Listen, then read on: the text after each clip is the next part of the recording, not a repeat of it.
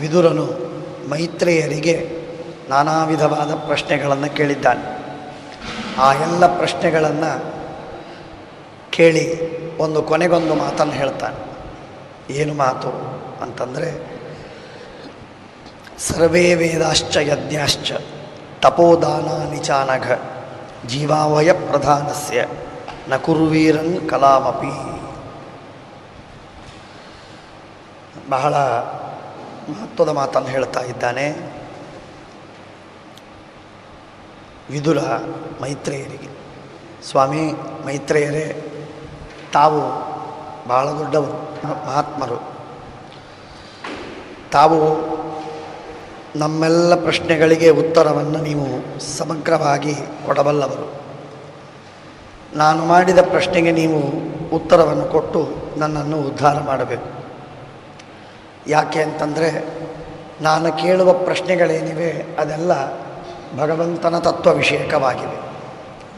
ಆ ಭಗವತ್ ತತ್ವ ವಿಷಯಕವಾಗಿರುವಂತಹ ಎಲ್ಲ ಪ್ರಶ್ನೆಗಳಿಗೆ ನೀವು ಉತ್ತರವನ್ನು ಕೊಟ್ಟದ್ದಾದರೆ ಅದು ಬಹಳ ಉತ್ತಮ.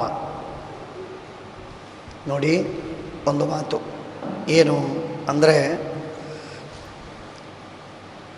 ನಮ್ಮ ಶ್ರೀಮದಾಚಾರ್ಯರ ಸಿದ್ಧಾಂತವೇ ಇಲ್ಲಿ ಮತ್ತೊಂದು ರೂಪದಲ್ಲಿ ಭಾಗವತದಲ್ಲಿ ಬರ್ತಾ ಇದೆ. ಶ್ರೀಮದಾಚಾರ್ಯ ಹೇಳ್ತಾರೆ, ಕೋಟಿ ಯಜ್ಞವನ್ನು ಮಾಡುವುದು ಒಂದೇ, ಒಬ್ಬನಿಗೆ ತತ್ವೋಪದೇಶ ಮಾಡುವುದು ಒಂದೇ. ಕೋಟಿ ತಪಸ್ಸನ್ನು ಮಾಡುವುದು ಒಂದೇ, ಒಬ್ಬನಿಗೆ ಶುದ್ಧ ಬ್ರಹ್ಮೋಪದೇಶವನ್ನು, ಬ್ರಹ್ಮತತ್ವೋಪದೇಶವನ್ನು ಚೆನ್ನಾಗಿ ಮಾಡುವುದು ಒಂದೇ. ನೂರಾರು ಊರುಗಳನ್ನು ದಾನ ಕೊಡುವುದು ಒಂದೇ. ಕೋಟ್ಯಾಂತರ ಬಂಗಾರವನ್ನು, ಸಮೃದ್ಧಿಯನ್ನು, ಐಶ್ವರ್ಯವನ್ನು ದಾನ ಕೊಡುವುದು ಒಂದೇ. ಆದರೆ ಅದಕ್ಕೂ ಉತ್ತಮವಾಗಿರುವಂಥದ್ದು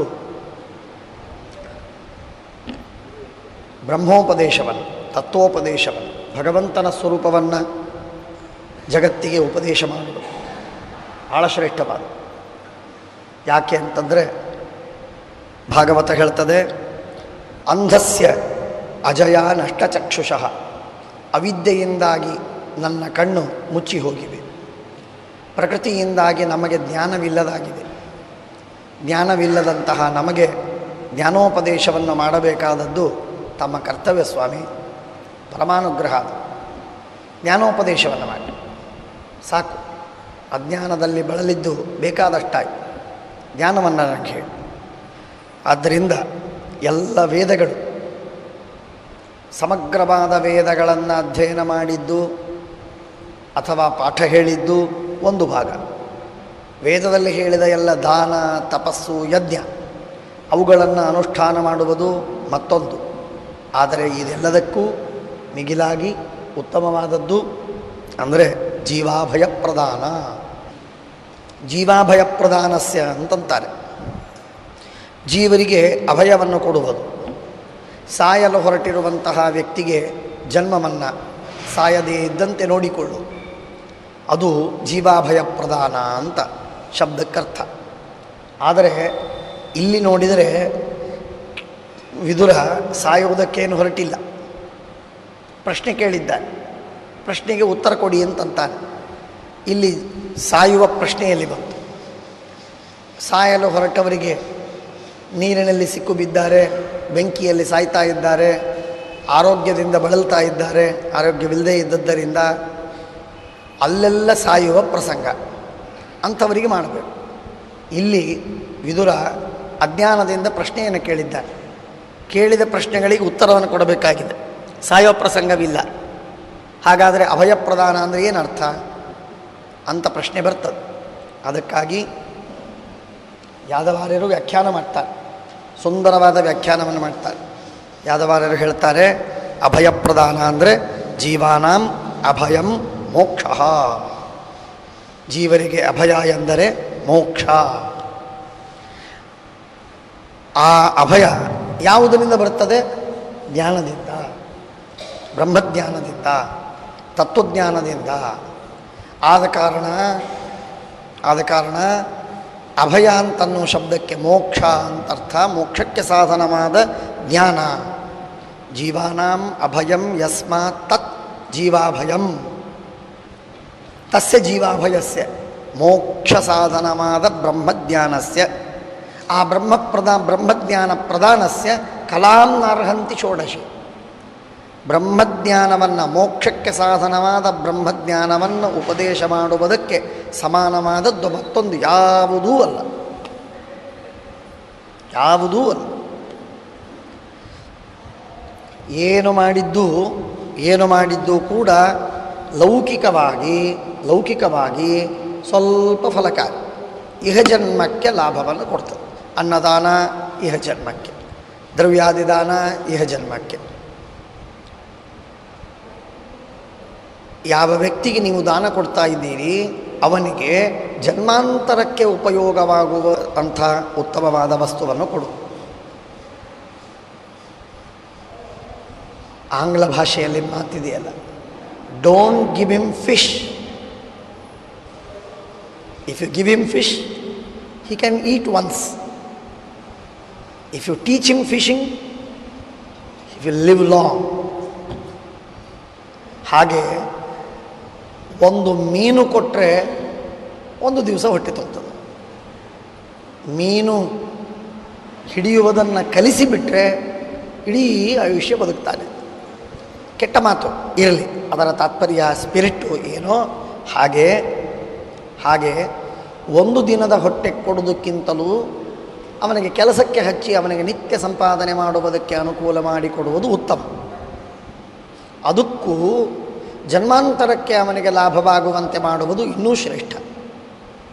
ಆದರೆ ಈ ತತ್ವಜ್ಞಾನ, ಬ್ರಹ್ಮಜ್ಞಾನ ಅಂತನ್ನೋದೇನಿದೆ, ಇದು ಬರೀ ಜನ್ಮಾಂತರವಲ್ಲ, ಅನಂತ ಕಾಲದ ಮೋಕ್ಷಕ್ಕೆ ಸಾಧನವಾಗಿರುವಂತಹ ಜ್ಞಾನ ಇದು. ಅಂದಮೇಲೆ ಅಂಥ ಜ್ಞಾನವನ್ನು ಉಪದೇಶ ಮಾಡುವುದೇನಿದೆ ಇದು ಭಾರಿ ಭಾರಿ ಭಾರಿ. ಆದ್ದರಿಂದ ಎಲ್ಲ ವೇದಗಳು, ಎಲ್ಲ ಯಜ್ಞಗಳು, ತಪಸ್ಸು, ದಾನಗಳು ಜೀವಾಭಯ ಪ್ರಧಾನಸ್ಯ,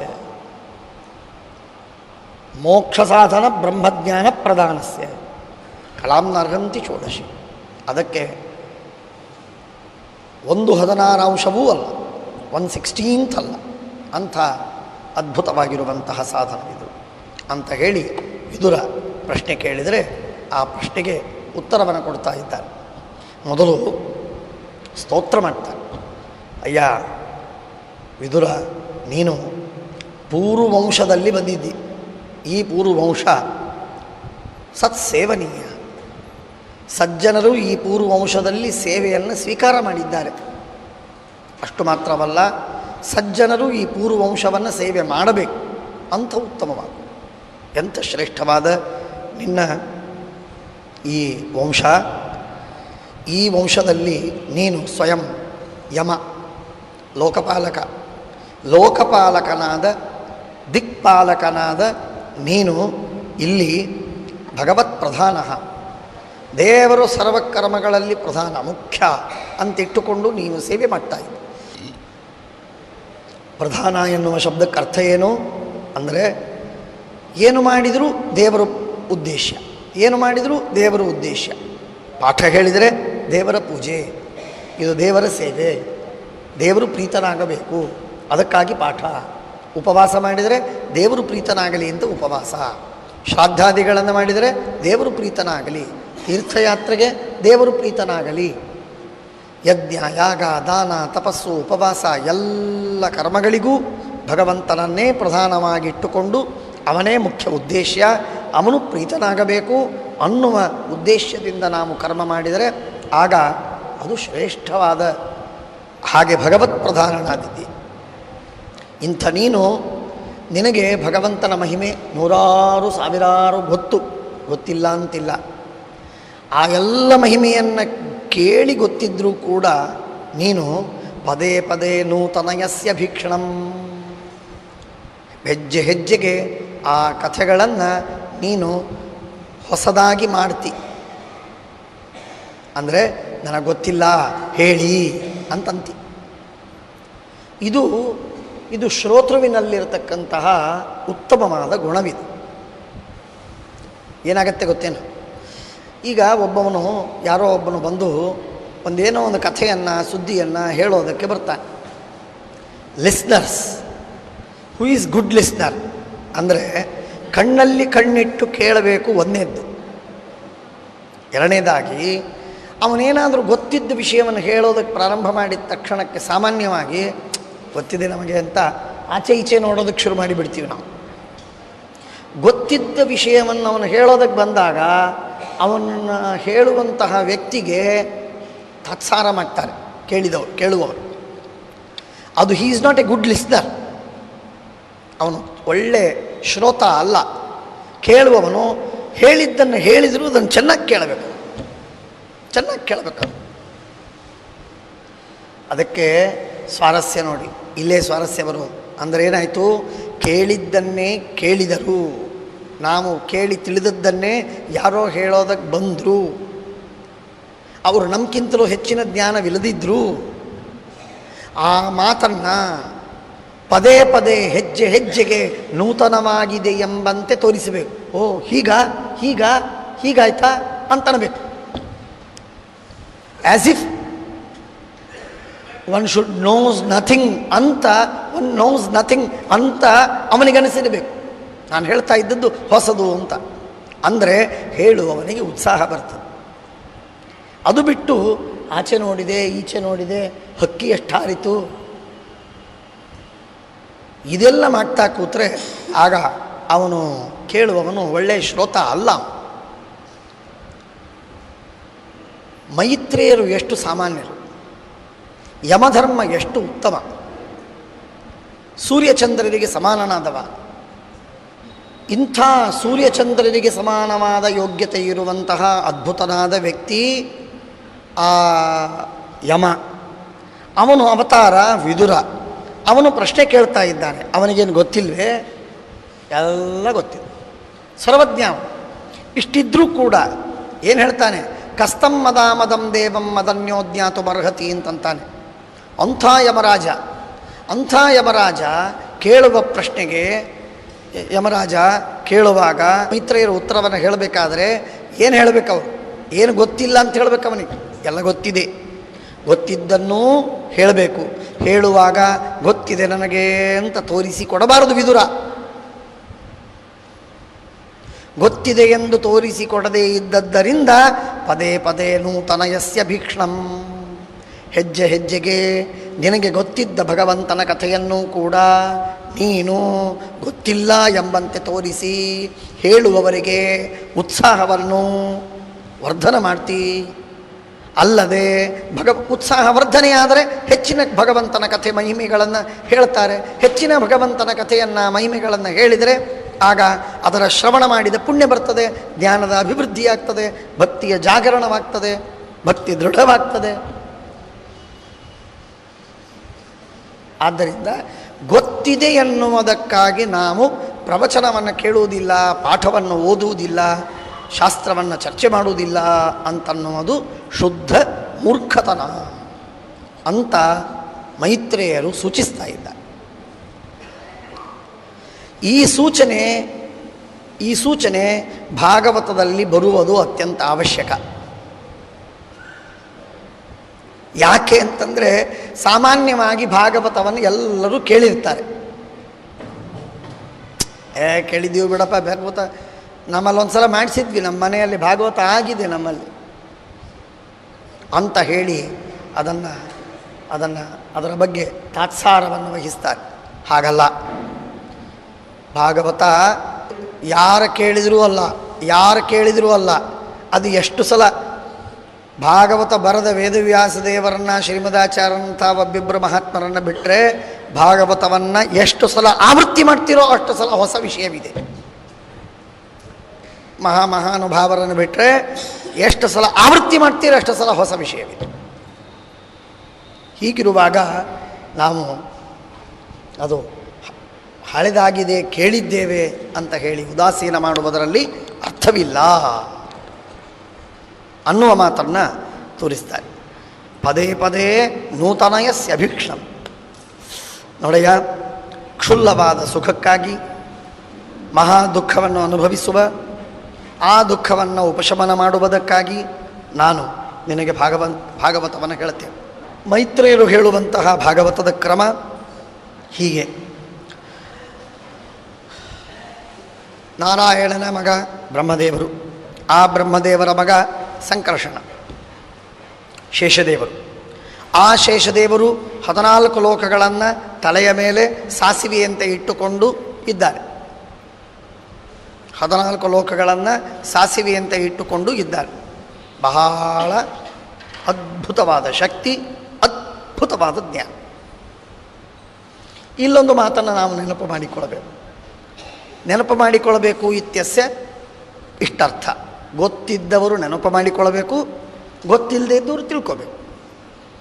ಏನು ಅಂದರೆ, ಶ್ರೀಮದಾಚಾರ್ಯರು ಒಂದು ಋಗ್ಭಾಷ್ಯದಲ್ಲಿ ಒಂದು ಮಾತನ್ನು ಹೇಳ್ತಾರೆ. ಎಲ್ಲ ಅಪೌರುಷೇಯವಾಗಿರುವಂತಹ ವಾಂಗ್ಮಯಕ್ಕೆ ಗರುಡದೇವರು ಅಭಿಮಾನಿ ದೇವತೆ. ಎಲ್ಲ ಪೌರುಷೇಯವಾದಂತಹ ವಾಂಗ್ಮಯಕ್ಕೆ ಶೇಷದೇವರು ಅಭಿಮಾನಿಗಳು. ಎಲ್ಲ ಪೌರುಷೇಯವಾದ ಆಗಮಕ್ಕೆ ಶೇಷದೇವರು, ಅಪೌರುಷೇಯವಾದದ್ದಕ್ಕೆ ಗರುಡದೇವರು. ಹಾಗಾಗಿ ಶೇಷಗರುಡರಿಬ್ಬರು ಪೌರುಷೇಯ ವಿದ್ಯೆಗಳಿಗೆ, ಶಾಸ್ತ್ರಗಳಿಗೆ ಪ್ರವರ್ತಕರು, ಅಭಿಮಾನಿಗಳು. ಆದ್ದರಿಂದ ಅವರ ಪೂಜೆಯನ್ನು ನಿತ್ಯದಲ್ಲಿ ಮಾಡಬೇಕು. ದೇವರ ಪಕ್ಕದಲ್ಲಿ, ಹತ್ತಿರದಲ್ಲಿ ಇಟ್ಕೊಂಡು ನಿತ್ಯ ಪೂಜೆ ಮಾಡಬೇಕು. ಭಾಗವತದಲ್ಲಿ ಸಂಶಯ ಬಂತೋ ಶೇಷದೇವರ ಪೂಜೆ. ಇಲ್ಲಿ ಶೇಷದೇವರ ಕಲಶ ಇದೆ, ಶೇಷದೇವರ ಕಲಶ ಇದೆ ಇಲ್ಲಿ. ಯಾಕೆ ಅಂತಂದರೆ, ಭಾಗವತದಲ್ಲಿ, ಮಹಾಭಾರತದಲ್ಲಿ, ಪಂಚರತ್ನಾಗಮದಲ್ಲಿ, ರಾಮಾಯಣದಲ್ಲಿ, ಇನ್ನಿತರ ಪುರಾಣಾದಿಗಳಲ್ಲಿ ಸಂಶಯ ಬಂತೋ ಶೇಷದೇವರಿಗೆ ಶರಣ ಹೋಗಿ. ಶೇಮ್ ಅಂತ ಮೊದಲೊಂದು, ಆಮೇಲೆ ಶೇಷಾಯ, ಕೊನೆಗೆ ನಮಸ್ಕಾರ, ಹಿಂದೆ ಮುಂದೆ ಓಂಕಾರ ಅಂದುಬಿಟ್ರೆ ಆ ಶೇಷದೇವರು ಒಲಿದು ಬರ್ತಾರೆ.